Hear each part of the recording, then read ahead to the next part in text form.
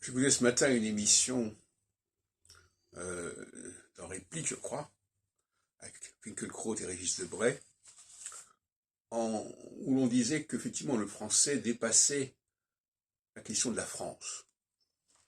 Et absolument, en effet, les Français n'ont pas le monopole de la France. Et en même temps, ce sont les Français qui, dans leur façon de parler cette langue, je dis bien de la parler, de la prononcer, constituent un patrimoine pour l'humanité. Le français oral, le français des Français. C'est pas la question de la France, mais quelque part, c'est quand même la France qui entretient cette présence. Et le français des Français a une supériorité sur la plupart des autres langues. Par ailleurs, le français écrit se perpétuera à travers l'anglais. C'est en fait indiscontestable. Apprendre l'anglais, c'est apprendre le français. C'est une évidence.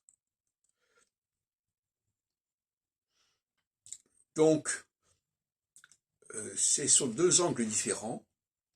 Il y a le français oral, qui est le propre de la France, et le français écrit, qui est un français qui n'a pas de valeur orale, mais qui constitue en quelque sorte la langue de demain, d'une certaine manière, avec un peu abattardie par des éléments non français, et surtout une prononciation qui n'est pas du tout appropriée.